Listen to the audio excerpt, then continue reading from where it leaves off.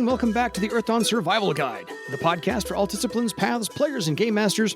With your questers, Josh and Dan, I am Dan. I am Josh.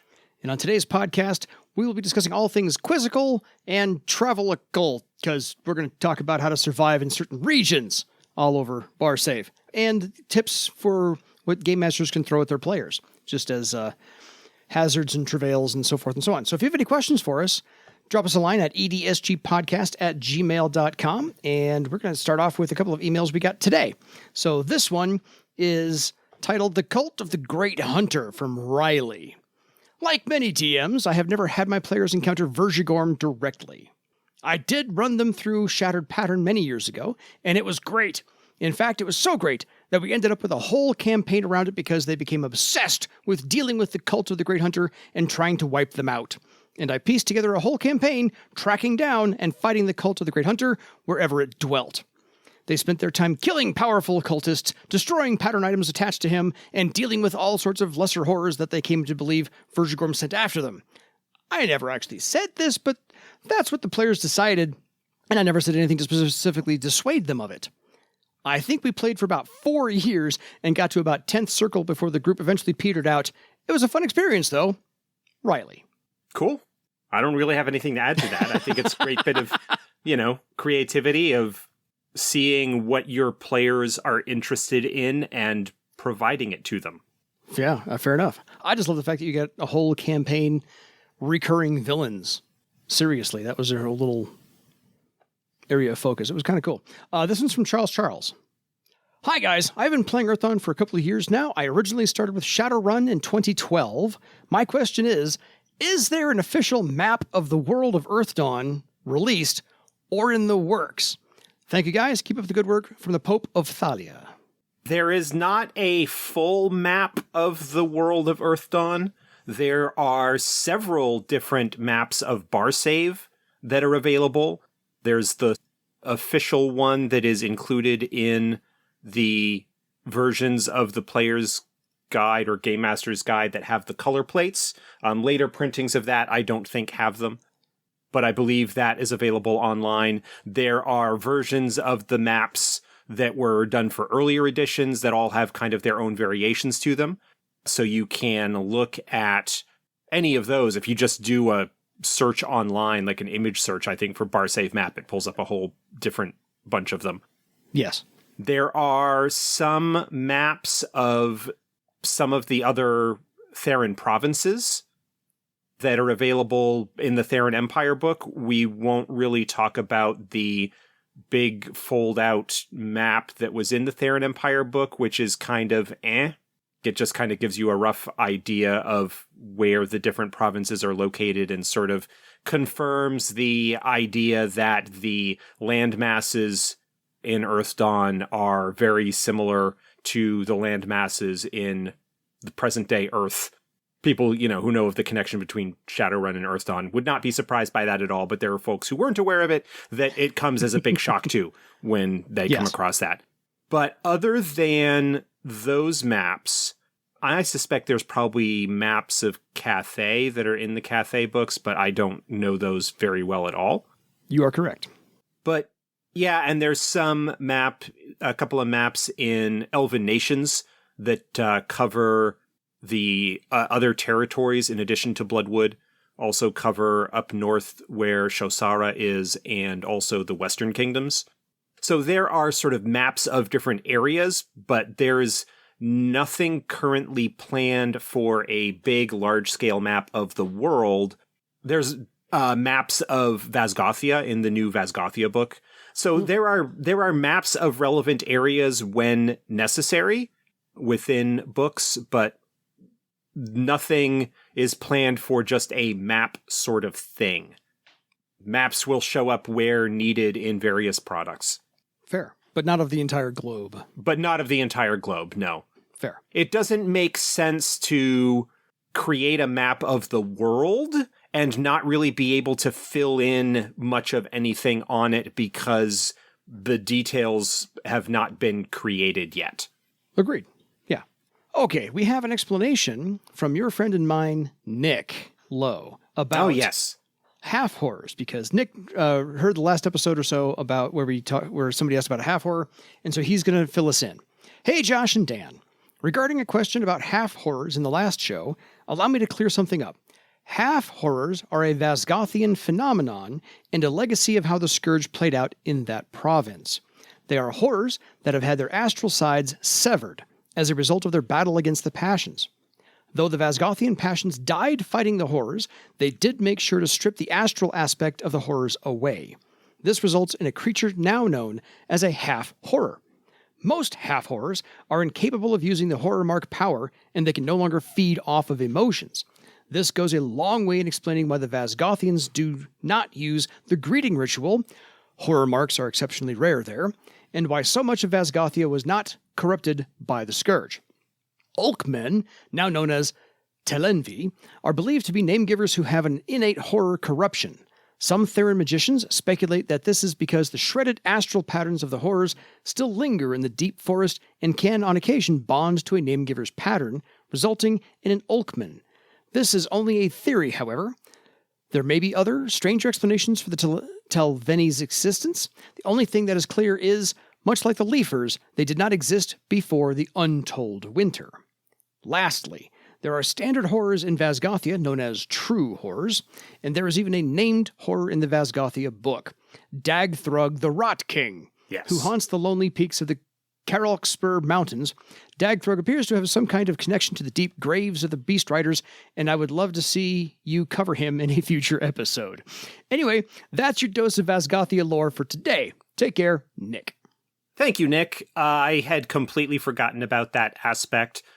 I did the layout for the Vasgothia book, but the unfortunate thing about doing layout is it doesn't really give you much of a chance to actually read the content. Or comprehend it. Yeah, because you're looking at how things fit on the page, and you're looking at more the way the text flows around things.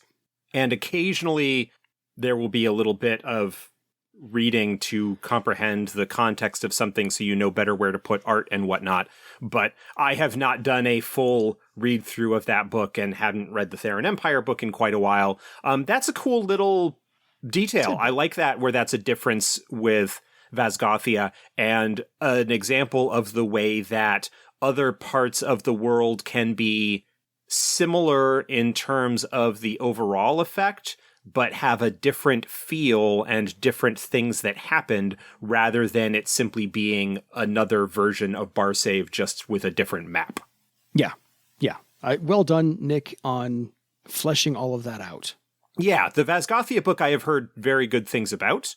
I just haven't had the time to actually read it more than some of the quick skimming that I did in the course of working on the layout for it. Yeah, but we will get there. We will actually dissect the Vasgothia book in the podcast. That is on the plate of things that we have planned to cover in the future.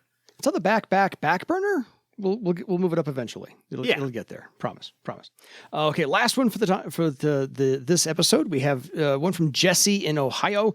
Josh and Dan, my son and I really enjoy listening to your thoughts on everything Earth Dawn each week.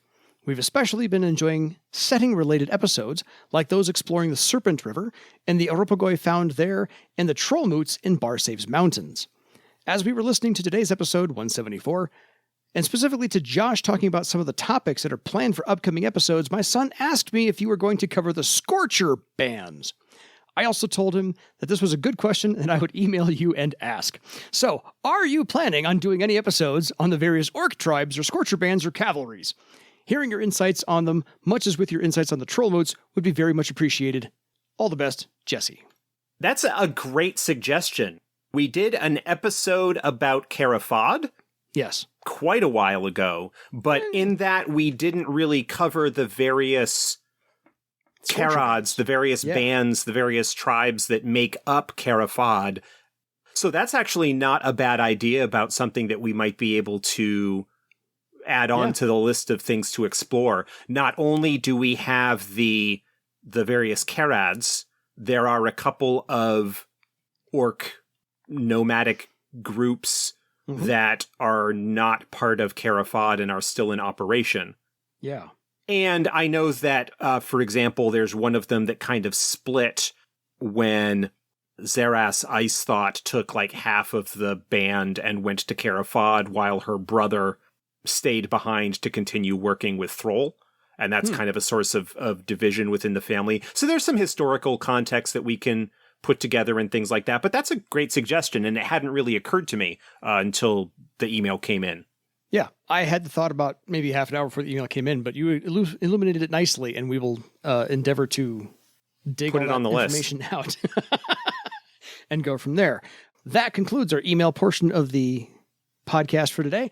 I need to make an apology for anybody who's been listening for like the last 10 or 12 episodes. My audio has been absolutely turning into crap. And so editing this podcast has not been fun for me either. And so I apologize if any of my sentences have been truncated or hard to understand over the last dozen or so episodes. My software has not been playing nice with me. So that being said, now on to our other portion of the EDSG. We're actually going to pull something from the survival guide itself. Yes. So these are dangers and hazards and things to watch out for that the game master should be throwing at you, or at least incorporating in some way to really flesh things out when they run their adventure, that you guys that your party might have a problem with and need to work around maybe how to survive and keep living. So this is the exploring mountainous regions in general. We covered a lot with the Twilight Peaks and the crystal raiders that are around the certain Twilight Peaks, but there are other mountain ranges in Barsaive. The Skull Mountains, Correct. The Dragon Mountains, the Dolaris Mountains, the Kaukavik Mountains, the Scylla Mountains, the Tylon Mountains, and the Thunder Mountains, to name all of them. Did you mention the Thrall Mountains? The Thrall Mountains? No, it's the one I missed. It's only the most prominent, important one within Barsaive. Which is why I left it alone. Yeah. Before we get into sort of more specifics, there are a couple of things I want to lay out ahead of time and kind of going on with this. Different tables, different groups, different game masters have different levels of tolerance for the kind of, for lack of a better term, survival game. Yeah. Where you are dealing with the Elements. potential terrain and hazards and elements and difficulties that you might encounter while traversing a certain area.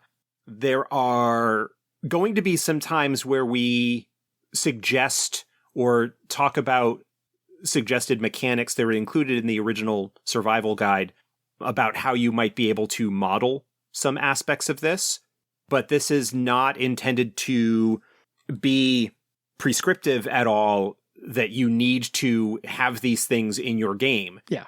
But still, the subjects that we're going to be talking about, not only in this episode, but in future ones where we're talking about hazards and whatnot, can still help you as a game master set the scene and provide a tone, give you some inspiration for difficulties that a group might encounter without turning it necessarily into a hex crawl.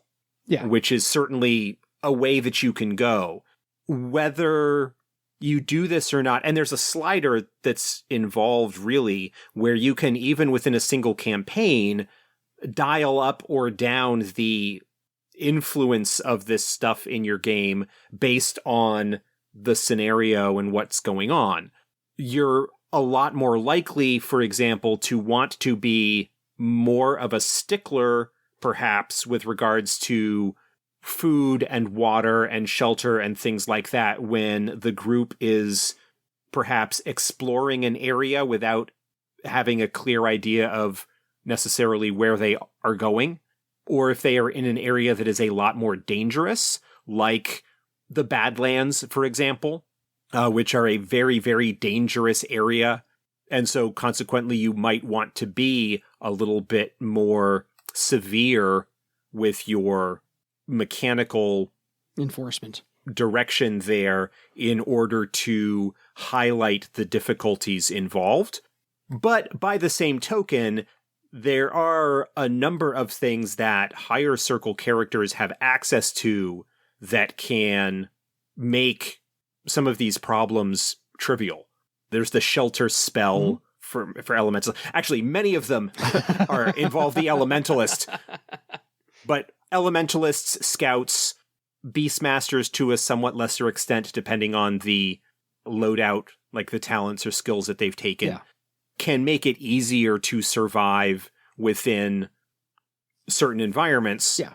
And the degree to which you simulate, for lack of a better term, the realities of how things might work is completely up to you.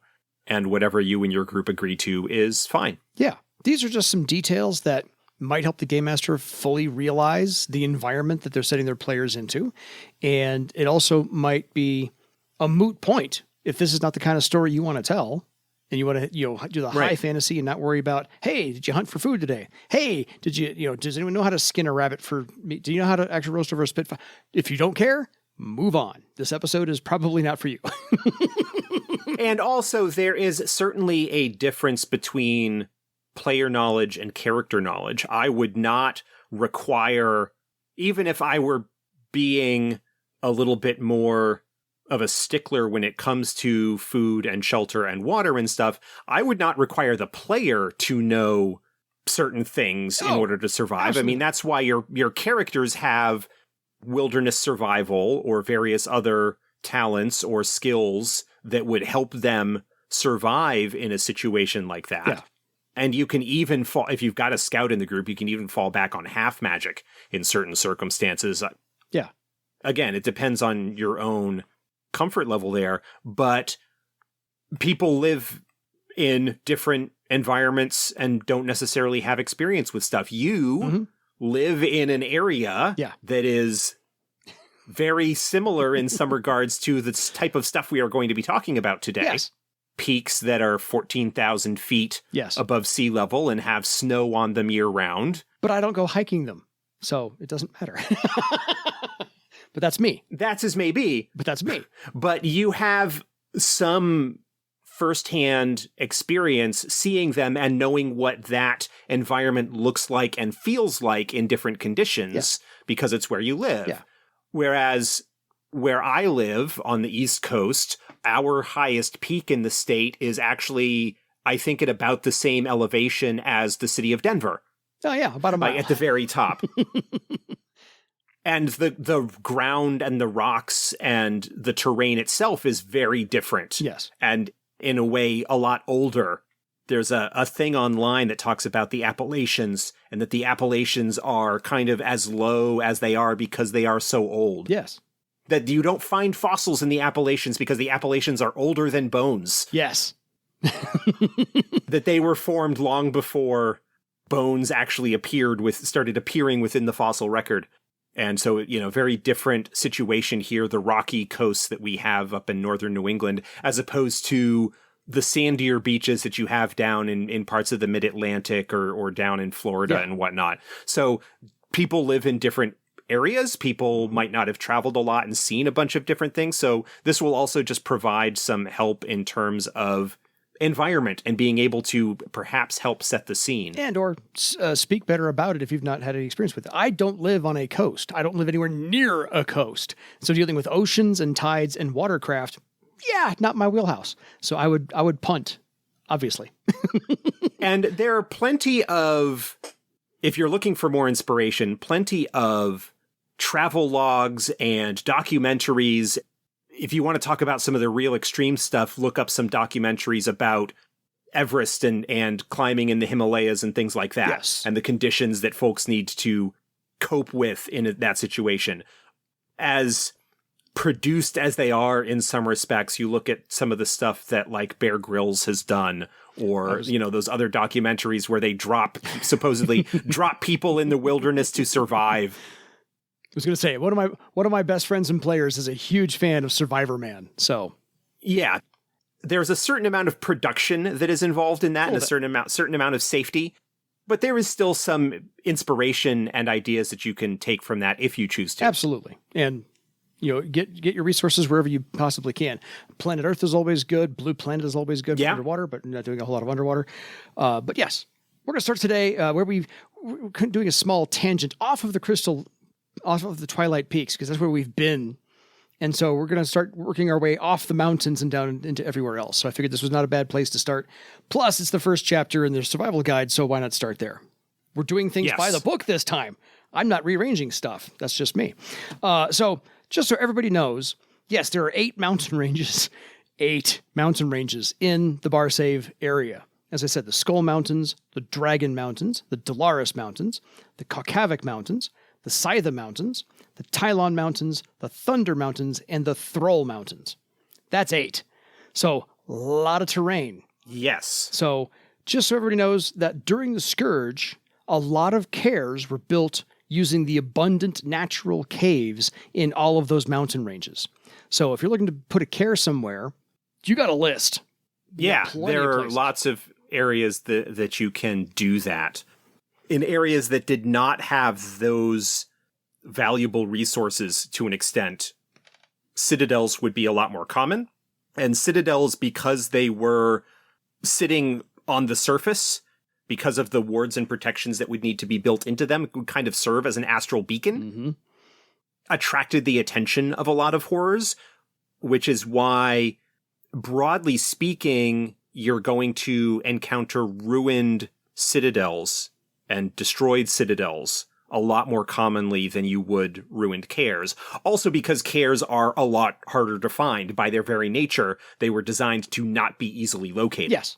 The harder they were to find, the more likely it was that they would be overlooked by the horrors. So a lot of masking. That's just something to keep in mind. Yeah, a lot of masking wards and tunneling and spelunking to be going on first as well. So really, when you're in the mountainous regions, to Josh's point from a few minutes ago, what you need to worry about when you're up really, really high is very thin air, and it's very cold. And I love the way it was explained in the Earth on Survival Guide book itself. Like this was a new revelation that occasionally frozen water turns into this really weird powder called snow. Well, it's important to keep in mind that the climate of Barsaive, as it's largely described, in part significantly moderated by the massive lava field that is to the southwest of the province. Well, there is that. Which generates this massive heat sink that just puts off a lot of heat, moderates the climate in Barsaive significantly. It does not really resemble so much the climate of the equivalent part of that world, that equivalent part of the world today. The real world, yes. Yeah, so Barsaive, for the most part, doesn't really have a winter. They've got kind of like a drier season and a wetter season, that it is a little bit wetter during one half of the year compared to the other, but outside of the higher mountain peaks, places don't really get snow, except in perhaps extreme circumstances. I mean, we still get examples today of freak, snowfall showing up in Texas or Georgia or whatever occasionally. Odd places. And a lot of times those end up being really nasty kind of sleet or ice conditions as opposed to actual snow, just because of the way that weather works. Yes.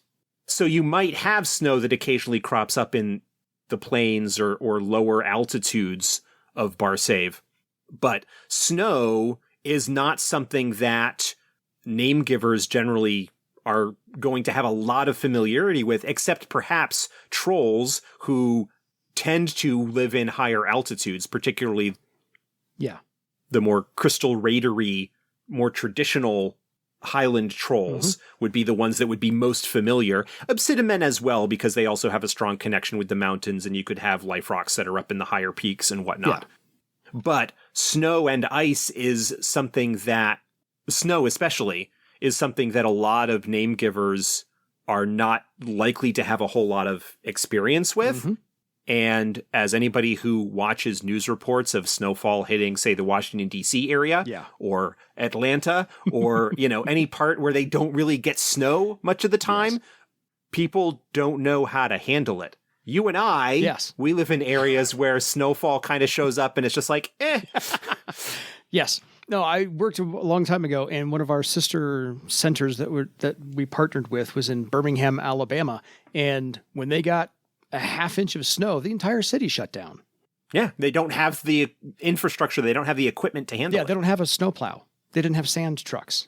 Yeah, sand machine, sand truck. So they just, the whole city shut down. See you in a couple of days. That was all. Wait for it to melt. As opposed to most towns in New England that have like the public works area will have this massive shed Yes. that has sand and or salt included in it. And a big part of the city's budget is, well, how much do we think we're going to need Yep.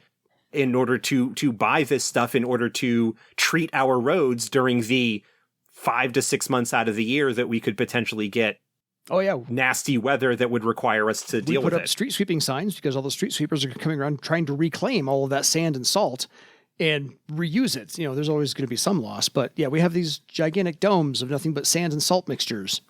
So the magnesium chloride to clean up melt all the ice and snow. So magnesium chloride is not going to be available to you in Earth Dawn. However, as it says in the survival guide, few name givers understand the dangers of snow.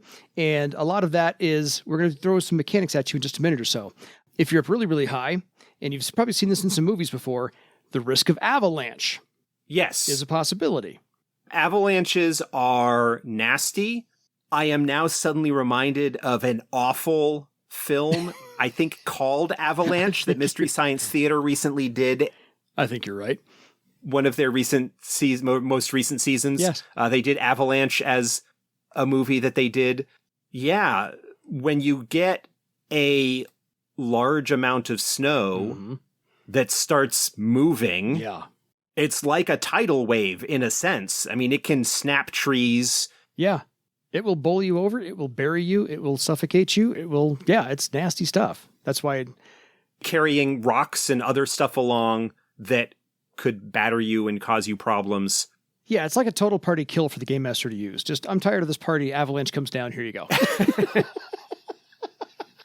A different version of rocks fall, everybody dies. Yes. So avalanche is one thing. Avalanche is one thing, not a problem that most communities are going to face, but when you're traveling in higher altitudes are likely to, not likely, but is a potential hazard that you could run into. Yeah. So if you want to use that, go for it. There's not really any mechanics for it in the book, but that's one of those, like I said, if you want a total party kill, throw an avalanche at them. But Frostbite. Now, there are some mechanics in the book for some Frostbite because people don't understand how quickly that can set in. As we both know, cold is not something that you mess with. No.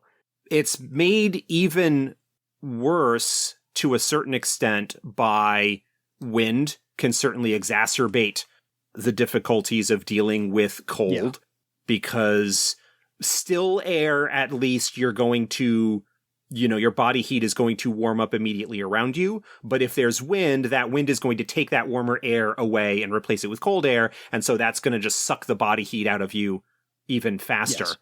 Jack London wrote a fantastic short story called To Build a Fire, which is exactly like it sounds. It is a short story that involves a guy who is stuck, as most of Jack London's stories are, in the Yukon, up in the Alaskan or Western Canadian wilderness, and is trying to build a fire in order to survive. Yeah. It's harrowing. It is a fantastic little short story and very harrowing, and talks about like how he can kind of gauge how cold it is by spitting and whether the spit freezes before it hits the ground or not. Ooh. You might have seen those videos online sometimes where there's a cold snap and people will take like a bowl of hot water and go outside and like throw it in the air and it immediately crystallizes into snow. As they do that. Really cold weather can do that. And if you are not bundled up, if you don't have multiple layers and gloves and hats and protection over your face, frostbite is nasty. Yes. And the wind will absolutely tear your flesh off. Again, we're talking about like places you can get inspiration. Look at documentaries about the various Arctic or Antarctic expeditions, especially the early days of the exploration there, where you would have ships that would get stranded. You've got like Shackelford's expedition, where people venture into the wilderness and die. Definitely something to keep in mind when you're talking about that. The rules that are provided within the survival guide when it comes to exposure and frostbite basically says that for every half hour of exposure, the character suffers step 4 damage, assuming that they don't have sufficient protection. protection. And what you might choose to do, and there's nothing really in the rules about this in particular, but you might want to decide that warm clothes maybe act as a kind of armor against that damage. Yeah, fair. That you roll it for everybody, but if you've got sufficient clothes, then that will reduce the damage that you take. Yeah. Because even if you have warm clothes, you still can't just be out in it forever. Forever. It's still going to eventually sap your energy and take its toll. Yes. If you are out in it long enough, it will, your body will start drawing heat away from the extremities in order to keep your core warm. Yep. And it gets very, very tiring and exhausting. And again, these documentaries and whatnot that we've talked about all provide some real examples of this sort of thing happening. They do. If any single damage test that you take, cold damage and this exposure damage, if you're using this, exceeds the character's wound threshold, then they suffer frostbite. Oh. So it basically is a wound, yes, essentially, that is frostbite, and it should apply penalties. Wounds apply penalties normally, but the frostbite should perhaps apply additional damage, or additional penalties rather, on top of certain tasks that they might want to do, like if their toes get frostbite, which is a very common thing to happen when you're tromping around in the snow. Yes. That could slow down your movement rate. Or if your fingers get frostbitten, your dexterity might suffer in some respects because it's hard to hold a weapon. Yeah, it's hard to hold a weapon. It's hard to do anything. Yes. When your limbs are almost literally Obstacles. Frozen. Yeah. Because in the book it says only careful attention and healing magic can cure frostbite. Yeah. And if you don't get into shelter soon upon receiving frostbite, in order to bring that exposed damage sort of back up, we mean shelter with warmth, you've got a fire, built a fire within a closed area to kind of bring the overall temperature up. That could be sort of permanent or effectively permanent damage, barring healing magic like the restore limb or whatever it is that's sort of the reverse of the wither limb, or Questor magic, like from Questor of Garland. Magic can fortunately treat a lot of things fairly effectively, but if you don't treat it, that severely damaged area will get gangrenous and likely become infected and kill you. Other things. So yeah, it is not something with which to play with. And again, that's kind of a severe end of the thing, and I don't know that I would use it broadly, but if I were running a scenario where the group was forced out into a blizzard or some kind of conditions, that would be potentially one of the challenges that they might encounter. Whether they were perhaps trying to escape somewhere or chase somebody down in these kind of conditions. Perhaps, if you look at the blog post that I did quite a while back about chase rules, and how you can have different tests and whatnot to indicate how things go, is have the cold be one of those. Or if they're exploring an area to try and find a lost kaer, and don't know exactly where it is, the time that they take could potentially cause them problems in that respect. Yeah, because a fresh snowfall for Earth Dawn may actually contain kernels of true water that happen to be frozen, maybe in the form of some ice cubes or something along those lines. But that's a nice little Earth Dawn wrinkle. So if you're asking yourself, well, why would my players go out in the snow? Why would I even bother to have a snowstorm there at all? Well, if they're hunting for true water... I mean, it strikes me as it would be a little bit weird to go hunting for true water in the snowy peaks of Barsaive when you've got the Serpent River right there, except for the fact that the Serpent River is largely controlled by the Tiskrang-Aropagoi, and probably any of the good areas to find that are already taken care of. And you could just as easily find true water in perhaps fresh mountain springs or deep lakes that you might find in higher altitudes. So that is a possibility as well. And then, of course, coupled with the cold, we should mention water. Cold water is especially nasty. Yes. When it comes to Frostbite. sucking the heat out. It is not even frostbite, hypothermia. Right. Water and being wet. Water sucks the heat out of you like nobody's business, even when it's not at freezing temperatures. Yes. Every year up here in Maine, when we get into like April and the ice is out of the lakes and streams and so forth, the water is still friggin' cold. Yes. And there are always, alerts coming out from the, state rangers and whatnot saying, don't get in. Be careful. Just because there's no ice on the water doesn't mean that it's not going to cause you hypothermia problems if you're exposed to it for a while. Yeah. And getting wet and being in cold conditions is just going to exacerbate things even more. Well, yeah, it's because water retains energy more than air does, which is why you can stick your hand into a 212-degree oven, not for very long, but you cannot stick your hand into 212-degree boiling water. So water retains energy better, which is why when you are drinking water in the cold, the water you're drinking lowers your body temperature as well, leading to faster hypothermia. So you want to drink hot liquids if you've got them. Or at least warmer. Yeah. Warmer liquids, warm them up. Yeah, and you especially want to be careful if you are trying to get drinking water from snow.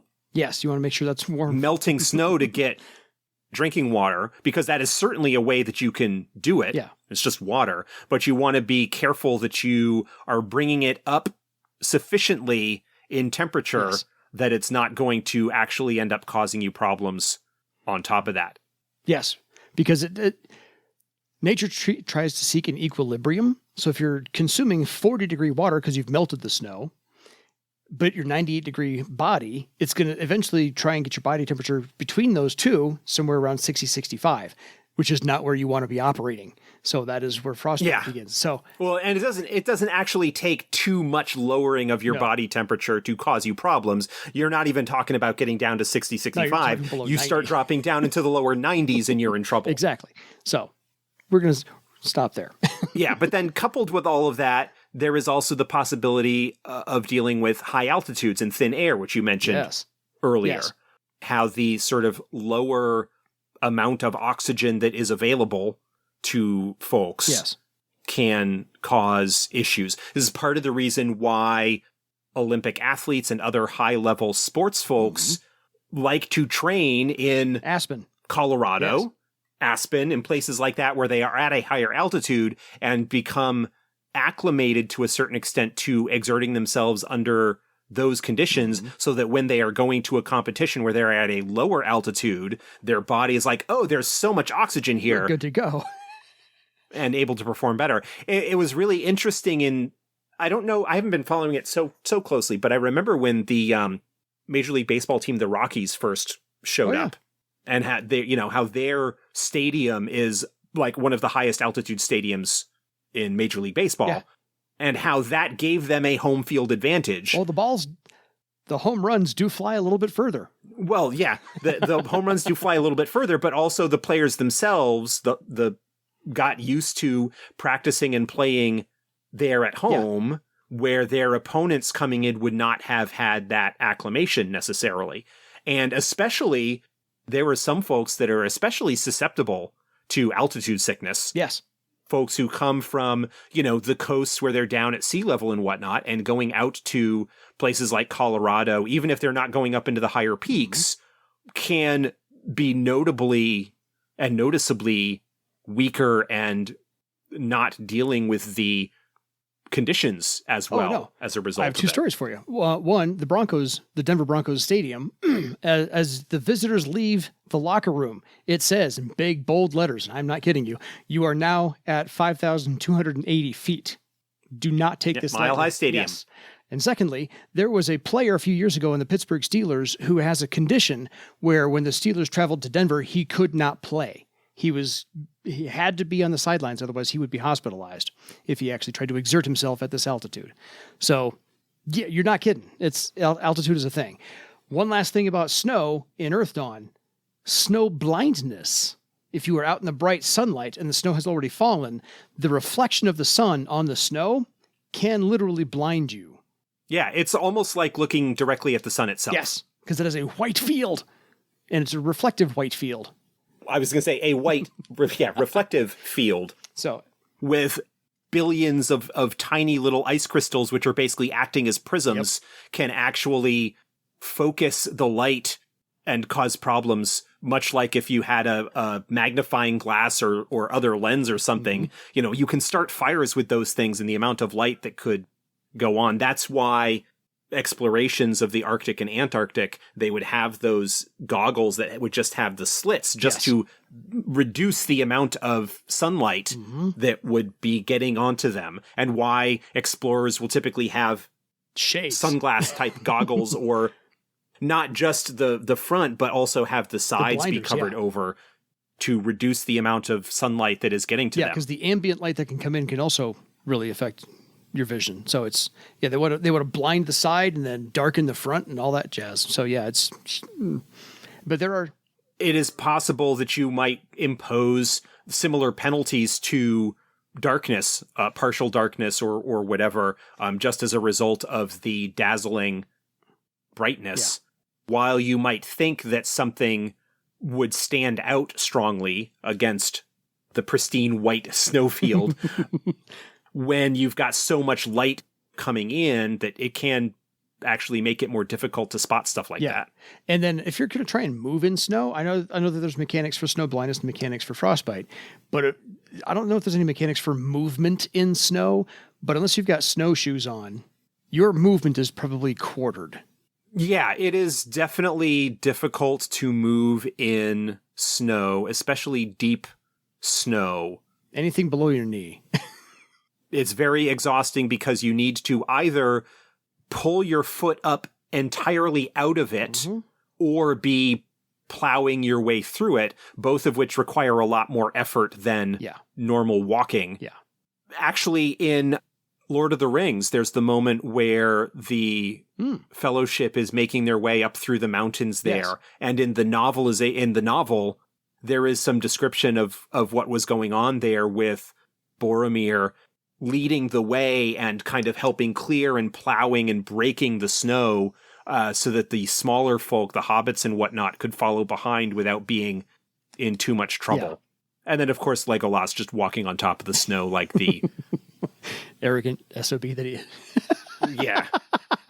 But yeah, all of that is definitely something to keep in mind. I would at least consider moving through snowy terrain to be something similar to like having the movement rate.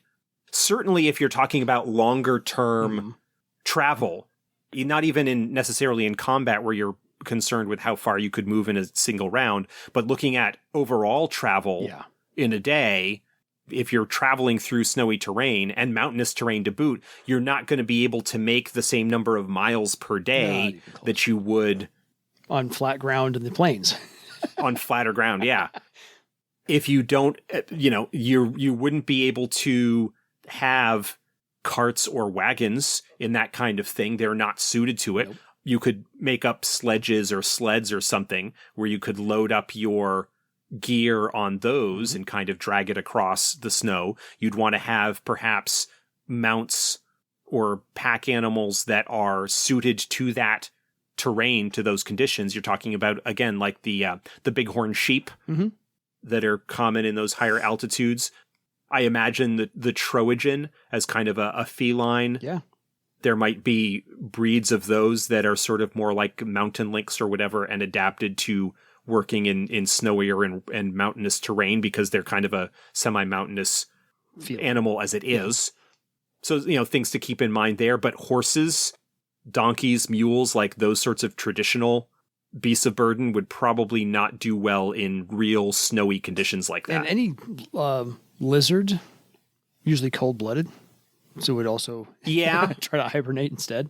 So that is one of the things that is also brought up in the mechanics chapter of the survival guide, is that different Namegiver races might suffer penalties to dealing with certain conditions because they just aren't adapted to them. Yeah. Highland trolls, for example, wouldn't suffer any penalties for being up in the mountains because that's kind of where they're from. Yeah. Whereas to Scrang, who are definitely not adapted to the mountains, although they are not cold-blooded, would suffer, according to the book, a -1 penalty to sort of relevant things like that. Yeah, because hair and furs acts as kind of an insulation a little bit. And to Scrang, have no hair, have no fur. So that's why. Everybody else, except for cinnamon, actually do. So a couple other things to keep track of while you're there is some mountainous wind. Occasionally carries pockets of true air. Now, these sparkle in the daytime. And breathing in true air leads one to have kind of a euphoria, a wind-drunk or invincible feeling. Unfortunately, drinking or inhaling too much true air leaves one unable to breathe normal air because your lungs get acclimated to only the true air anymore, and so you can suffocate trying to breathe regular air. That just makes for an interesting story that your game master would try and incorporate into why you're doing what you're doing. To get back to the altitude sickness, the mechanic suggestion is to double the strain cost. Oh, yeah. For characters operating at high altitudes that are not used to it. And also fatigue, which is something that is broadly covered and we haven't talked about specifically and maybe will in another episode. Yeah. How do you cope with travel outside of your sort of normal 8-hour day? Mm-hmm. Again, looking at a game where you're perhaps doing a little bit more exploration or hex crawl style, where you are just kind of exploring an area to find out what is there, as opposed to having a particular destination and traveling on better known routes and paths and whatnot. Yeah. Things that you might run into as issues. So the other part of the terrain to worry about in the mountainous regions, because we're going to get to the terrain in all the regions we're going to get into, but as we covered kind of in the Crystal Raiders episodes, there are some steep drops, there are ravines, there are canyons, there are crevasses, there are steep slopes. This is your falling damage table. Yeah. Especially, by the way, for any mounts or beasts that are unaccustomed to this terrain. So watch out, you beastmasters and you cavalrymen. And just in case you're not paying attention, we mentioned avalanches, but there also could be rock slides and mudslides, depending upon if it's the dry season or the wet season. Yeah. Mudslides and rock slides are problems in many parts of the world. Yes. In a way, a mudslide is even worse than a snow avalanche because mud is even denser. Yeah. And you get the amount of mass that is involved with ground that is loose, ground that, ground that is liquid in a sense. Yeah. It's like an even denser tsunami. Yeah, it's rather nasty. Dealing with crevasses and drops and cliffs and various other things like that within mountainous terrain, whether you're dealing with snow or not, you're going to want to make sure that you have a healthy supply of rope and pitons and various other gear and whatnot that might help you navigate that sort of thing safely, or making sure that you have magic to help get around some of the problems there. The levitate spell would certainly come in handy at times with something like that. Any kind of spell that enhances that. Crunch climb is another great enhancement spell that you might want to bring to bear. It makes easier to climb. Ropes and climbing gear also provide a bonus to climbing tests. Yeah. Sometimes in order to get to a place that is just a couple of miles away as the crow flies might require you to take kind of the long way around in order to get there because the terrain just is not favorable for you to do that. And then that happens as well. So, by the way, in case you are up in the mountains, the wind is stronger and colder the higher you go. And this occasionally will blow airships sideways and take climbers completely off balance as well. So a sudden gust will appear here and there. So game masters, every once in a while, throw that stuff in there. Some flora and fauna to worry about in the higher mountain regions. There are some dwarven towns. There are settlements of miners, because again, these are the mountains. Some creatures to be aware of: bears, brythons, mountain cats, mountain goats, Josh's aforementioned bighorn sheep, some espagra, and the Throll Mountains specifically have cave trolls. And of course, the Twilight Peaks have crystal raiders. Yeah. Cave trolls are also potential hazards in other parts of Barsaive. Yeah. But cave trolls are the result of troll communities that tried to take shelter during the Scourge and as a result of various conditions have suffered. Yeah. And did not retain the culture and knowledge and whatnot that they might have had when they went in. They are frequently a little bit bigger and tougher than trolls normally are, which is something to say. Yes. And they not uncommonly might have some innate elemental magic that would help them survive in those conditions. Yeah. Similar to ogres, that would be another potential hazard in mountainous regions, because ogres have an affinity for precious metals and ores and whatnot, and like to sniff them out. In terms of traditional wildlife, you're talking about a bear. It depends on the type of bear. True. The part of the country where I am, we have black bears, which generally they avoid people. Mm-hmm. They're not small, but they are smallish, comparatively speaking. Yeah. Certainly, if you are getting up in their grill or threatening their young, they could certainly be a problem. But they are not going to necessarily have the aggression that grizzlies or brown bears will have, which are larger and nastier in their own way. Brythons, a little bit more nasty, dangerous. Of course, in an area where there would be a lot of kaers and potentially many ruined kaers, you are likely to run into the unfortunate inhabitants of those, cave trolls being one example, but kaers that were breached might still have horrors or horror constructs within them, some of which might be sort of elementally adapted to the conditions and terrain. There's a whole lot of fun that you can have with masks from the companion to take an espagra, right, a traditional espagra, and slap a cold mask or some other mask on it to make it adapted to the higher altitudes and make it a little bit of a unique encounter that way. And there's a whole bunch of stuff that you can do with that sort of thing. So those are just the ones that can get you from the ground. The ones that can come at you from the air, because again, these are mountains. Birds of prey of any kind, gargoyles, wyverns, griffins, ice flyers, and of course your elemental spirits. Don't forget those. Ice flyers are probably my favorite out of those. They are really cool. Winged apes that have ice powers are just a really kind of cool mix image. Yeah. Totally. Similar to like Brythons and some of the other, and espagra, they are creatures that are undeniably earthed on. Like they don't really have as much of a precedent in other fantasy games. Griffins, they're all over the place because the griffin is a long-standing sort of mythological creature. But yeah, some of the things like that are just really cool. Krillra, the female of the krillworms, also tends to be at higher altitudes, and they are big and can potentially be nasty. There's a bunch of stuff. Storm wraiths are a hazard in higher peaks because they kind of tie in with storms and elemental air and things like that. They're kind of a corrupted spirit. So yeah, there's a whole bunch of stuff that you could run into as hazards or dangers while you're up and about. Totally.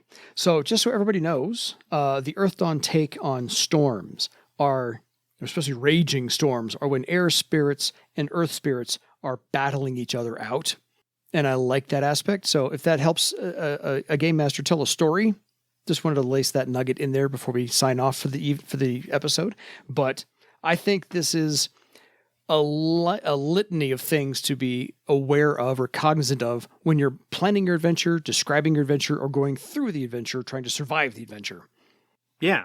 And again, even if you're not going with a sort of hex crawl, full exploration type of game, if you've got a story or adventure or goal that the group is pursuing, that takes them into an area like this, you could just sort of mine some of these ideas for potential obstacles that they could encounter or things that they might need to deal with, in addition to whatever other stuff might be going on.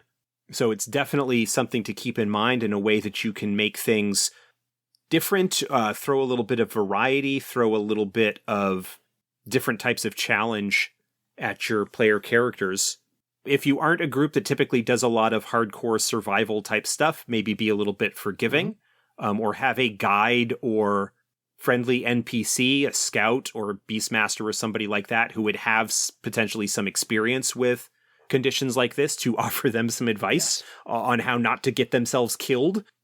I mean, just think about the approach to Mount Vapor. Like if you're going up to visit Icewing for whatever reason, you're going to need to deal with all of this because Icewing layers on one of the highest peaks in the Throll Mountains. And so you're going to potentially have all of this that might come about. Yeah.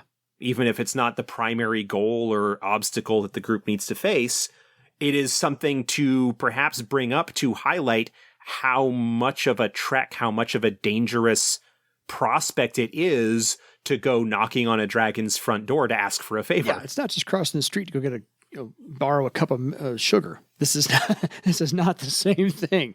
You got to make plans for this one. So, folks, if you have any questions for us, if you have any ideas or you've done something with these ideas, please drop us a line at edsgpodcast@gmail.com. And until next time, don't get frostbite for your legend. No, absolutely do not. Good night, everybody.